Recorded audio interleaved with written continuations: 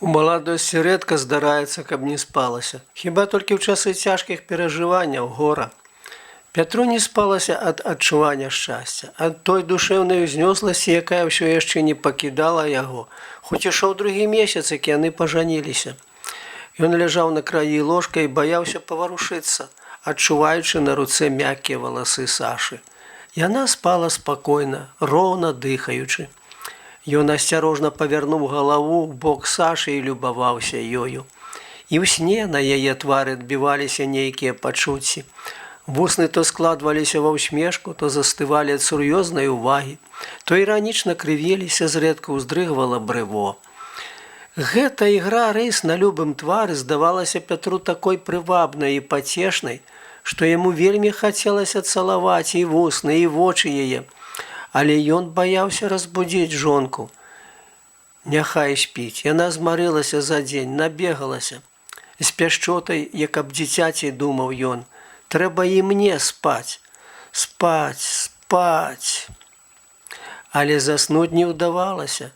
Ноч лезла ў пакой далёкім смехам дзяўчат, прыглушанымі пералівамі гармоніка недзе ў суседняй вёсцы, пахам кветак. І яшчэ адно дзіўнае адчуванне не давала заснуць. Нейкая неасэнсаваная трывога. Нібы перад навальніцай ці перад невядомай далёкай дарогай. Яна, гэтая трывога, была недзе ў самай глыбіні душы, пад шчасцем і захапленнем. Але чым настойлівей ён змагаўся з бессонніцай, тым часцей яна адгукалася ў сэрцы, нібы прабіваючыся на паверхню. Што гэта? Чаму гэта? Можа, зноў недарэчная рэўнасць, пра якую яму зараз сорамна ўспамінаць? Не, гэта нешта зусім іншае. Ён успамінаў падзеі дня, што бачыў, з кім сустракаўся, пра што гаварыў. І раптам успомніў. Нямецкая армія ўступіла ў Парыж. Пятро пачуў гэтую навіну па радыё ў сельсавеце. Прысутныя там старшыня, ўпаўнаважаны настаўнікі выказвалі свае думкі наконт гэтай падзеі. Трывогі ніхто не выказаў. Трывога, відаць, ва ўсіх засталася ў сэрцы і выявілася, як і ў яго, не адразу, а пазней уначы, калі кожны застаўся сам з сабой.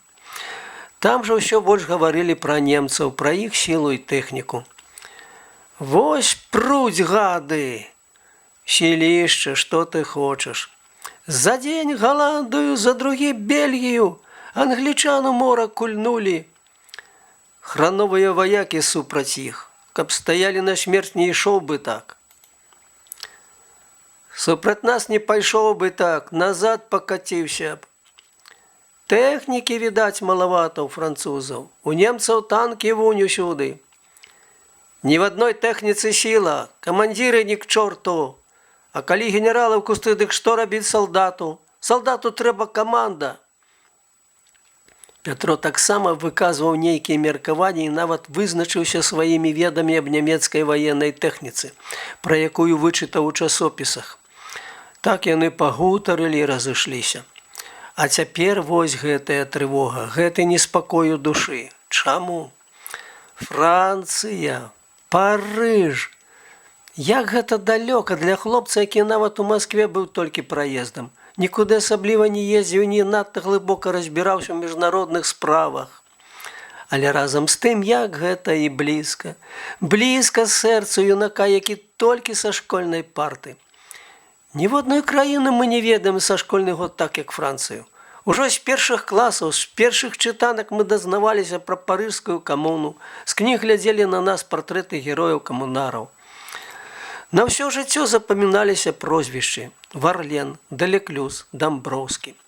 Потым гісторыя, тая школьная гісторыя сярэдніх вякоў і новая, у якой Францыя адводзілася добрая палавіна, бо Францыя дала Робеспьера і Марата, дала рэвалюцыю 1848 года і нарэшце парыжскую камуну.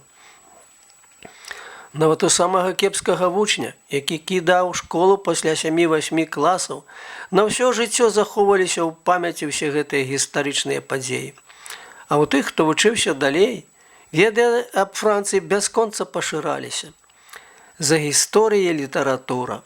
Спачатку Жюль Верн і Гуго, потым Бальзак, Ралан і Анры Барбюс. Мы любілі герояў іх кніжак і праз іх палюбілі Францыю. Пятро ўявіў Парыж так, як можна ўявіць гэты горад па прачытаных кнігах і фільмах. Уявіў, як ідуць па ім чужыя салдаты, грубыя і нахабныя, як усе заваёўнікі. І сэрцу стала балюча. Балюча за далёкіх незнаёмых французаў. Мусіць, такіх жа хлопцаў, як ён сам, і такіх жа жанчын і дзяўчат, як яго Саша. Саша, мілая, слаўная Саша. Ён пяшчотна паглядзеў на жонку, прыслухаўся да яе роўнага дыхання.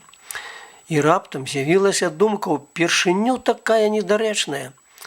А што, калі яны пачнуць вайну супраць нас? Прыйдуць сюды, на нашу зямлю, як прыйшлі ў Парыж. Што ж гэта будзе? Разбурыцца шчасце, вось гэта яго шчасце, як ён толькі што спазнаў. Адарвуць яго ад Сашы, вось ад гэтых яе мяккіх валасоў, якія нават пахнуць шчасцем, ад яе рук, такіх пяшчотных. Яму зрабілася жудасна ад гэтай думкі.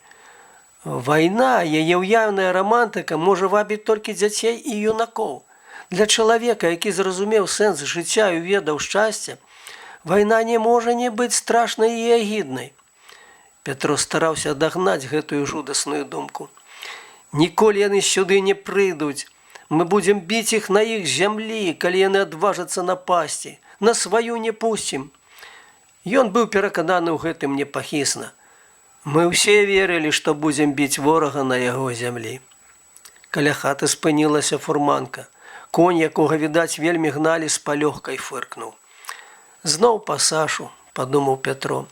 Рэдка выпадала ноч, каб яе не выклікалі да парадзіхі. Ціхі, але настойлівы стук у шыбу і нясмелы голас. «Доктарка!» Саша адразу прачнулася, асцярожна ўзнялася і, адчыніўшы фортку, прашаптала невядомаму чалавеку за акном. «Іду, не стукайце!» Яна збіралася паціху, каб не разбудзіць Пятра, мяркуючы, што ён, як звычайна, спіць. Але Пятро паклікаў яе. «Ты не спіш? Спі, мяне зноў клічуць!» Яна пацалавала яго і, узяўшы ў рукі чаравікі, каб не стукаць абцасамі па падлозе, выйшла. Пятро з нейкай дзіўнай радасцю падумаў, што недзе зноў народзіцца чалавек, зноў прыйдзе радасць у хату. І ад думкі гэтай адразу зніклі яго трывога, неспакой, быццам ён раптам упэўніўся ў непераможнасці жыцця. Ён хутка заснуў. Прачнуўся на світанні ад дотыку Сашыных рук. Яна лажылася побач. Цела яе было халодна, і ўся яна пахла свежым сенам, дарожным пылам і ёдам. А праз гадзіну яе выклікалі зноў. За снеданнем Саша сказала: «Сёння прыняла 2 цудоўных хлопчыкаў». «Зноў хлопчыкі!» – без захаплення сказала Аня. «На вайну гэта кажуць, калі родзяцца адны хлопчыкі». «Ніякай вайны не будзе, усё гэта бабскія выдумкі», – сказаў Пятро аўтарытэтна, як належыць сталаму мужчыну сярод жанчын. Калі не лічыць начных думак і трывогі, ён сапраўды быў перакананы, што вайны не будзе. А калі вораг нападзе, то будзе разбіты адразу за які тыдзень-два. Як і большасць яго равеснікі, ён бязмежна верыў у магутнасць арміі, у якой будзе служыць. Саша цяжка ўздыхнула. Пасля прызналася Пятру: «Я ніколі нічога не баялася і ніколі не думала пра гэта, а цяпер баюся». «Чаго?» «Вайны. Ведаеш, калі маеш шчасце, дык, мабыць, заўсёды баішся яго страціць. Праўда?» У хуткім часе ёй давялося перажыць за сваё шчасце сапраўдны страх, а не толькі ўяўны ад думак. Пасля выпускнога вечара будучыя тэхнікі, аўтамабілісты і дарожнікі паехалі за горад і там трапілі пад праліўны дождж. Пятро прастудзіўся і захварэў на двухбаковае запаленне лёгкіх. Па тым, якое кароткае было яго пісьмо, 2 нейкія сказы без знакаў прыпынку. «Сашок, я захварэў запаленнем, ляжу першасавецкай, цалую цябе». І па тым, якой слабай рукой гэта было напісана, крывыя разрозненыя літары, Саша зразумела, што муж вельмі цяжка хворы. Разгубленая, спалоханая, яна прыбегла з амбулаторыі да гаспадыні, ўпершыню заплакала пры ёй. Дагэтуль, калі часамі плакала, дык употай, каб ніхто не бачыў. Чаго ты? Здзівілася гаспадыня. Я вельмі баюся, што ён памрэ, як дзіця ўсхліпнула Саша. Другога знойдзеш. Магчыма, хацела пажартаваць гаспадыня, але сама пасля была не рада. Саша адхіснулася, і вочы яе бліснулі іскрамі гневу і варожасці. Як вам не сорамна, Аня? Вы самі пахавалі мужа. Я кахаю яго, ён мне даражэй за ўсё на свеце. Даражэй жыцця. Ані да болю стала сорамна, яна таксама заплакала. Даруй, Шурачка, хіба я хацела паганае сказаць. Так, не ўтрымала языка. Божа мой, такі наш лёс жаночы. Я зараз жа паеду да яго, яму будзе лягчэй, калі я буду пры ім. Як ты паедзеш, а работа? А што работа, хіба што здарыцца за дзень-два? Я ж хутка вярнуся, я толькі пабачу яго, суцешу. Але ж закон гэты. Сапраўды, незадоўга перад гэтым выйшаў закон, згодна з якім за прагул, за спазненне на работу аддавалі пад суд. Сашу, добрасумленную ва ўсім, крыштальна чыстую, заўсёды страшыла думка, што яна можа неўзнарок трапіць на лаву падсудных. А як яна дакажа, што ёй трэба было абавязкова ехаць? Яны ж нават не запісаны ў ЗАГСе. Не, я паеду. Што будзе, тое і будзе, а я не магу не ехаць. То папрасіў старшыні коня, я падвязу хоць цябе. Дзе яго знойдзеш, старшыню? Ды і лепш, каб ніхто не ведаў, я пайду да рэчыцы. Паспею на рабочы поезд. Проці ночы ў такую дарогу. Божачка мой, спалохалася гаспадыня. Аня, вы не адгаворвайце мяне, я не маленькая, што мне ноч? З сабой, акрамя грошай, завязаных у насавой хустачцы, яна ўзяла белы халат, бо ведала, што без яго цяжка будзе прайсці ў бальніцу.